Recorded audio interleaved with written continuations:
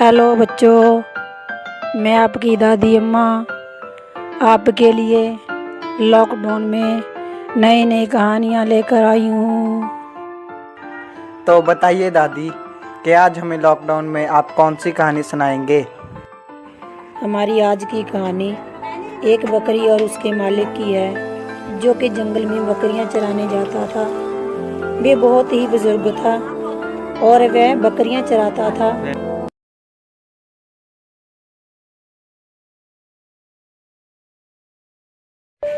हमारी आज की कहानी एक बकरी और उसके मालिक की है,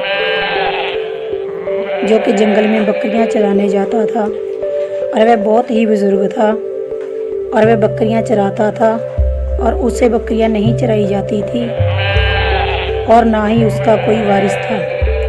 तो वह सोचता था कि काश कोई मेरा काम करने वाला होता।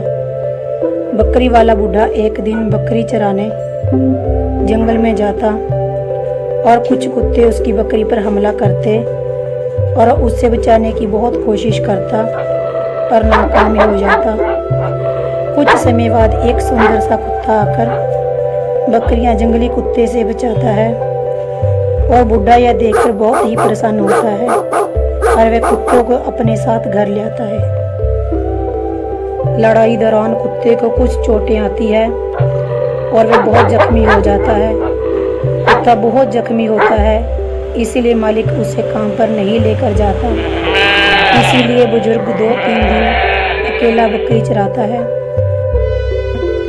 2 दिन बाद जैसे ही कुत्ता ठीक हो जाता है, काम पर ले जाना शुरू कर देता है। कुछ दिन के बाद बुजुर्ग आदमी बहुत बीमार पड़ जाता है और उसकी बकरियां चराने वाला उसका कुत्ता ही होता है।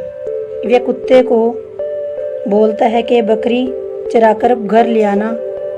बकरियां झुंड में चलना शुरू कर देती हैं। कुत्ता उनके पीछे पीछे चलना शुरू कर देता है। 2 से 3 दिन बीत जाते हैं। बकरियां ठीक ठाक घर आ जाती हैं। जैसे ही चौथा दिन होता है, कुत्ता बकरियां लेकर घर आता है। बकरियों का मालिक देखता है, उनमें से एक बकरी गायब है, लेकिन बीमार होने के कारण उठ नहीं पाया और कुत्ते को पास बुलाता है। कुत्ते को पूछता है, लेकिन कुत्ता तो जानवर है, उसे क्या जवाब देता। ऐसे ही कुत्ता अगले दिन बकरी चराने जाता है। वह जंगल में बकरी चरा रहा होता है। तभी उसके पास एक आदमी आता है और कुत्ते के सिर पर हाथ फेरता है और कुत्ता खुशी से अपनी आदमी बकरी उठाकर चलता बनता है। कुत्ता उससे बिल्कुल नहीं रोकता। शाम को जैसे ही कुत्ता घर आता है, उसका मालिक देखता है कि आज एक बकरी और कम है, लेकिन वह उठ नहीं पाता और कुत्ते को कुछ नहीं बोलता। ऐसे ही कुत्ता रोज़ बकरियां चराने जाता है। हर रोज़ बकरियां कम होती चली जाती हैं। ये सब देखकर बकरी का मालिक समझ गया था कि कुछ ना कुछ तो गड़बड़ है और वह कुत्ते के सामने उठने की बहुत कोशिश करता है, पर उठ नहीं पाता। कुत्ता बकरी समेत झुंड में चलना शुरू कर देता है और वह बकरियां लेकर जंगल में पहुंच जाता है और वह बकरी चरा रहा होता है। तभी वह आदमी उसके पास आता है, कुत्ते के सिर पर हाथ फेरता है। कुत्ता पूंछ हिलाता है और वह व्यक्ति हर बार की तरह बकरी चुराकर भागने की कोशिश करता है।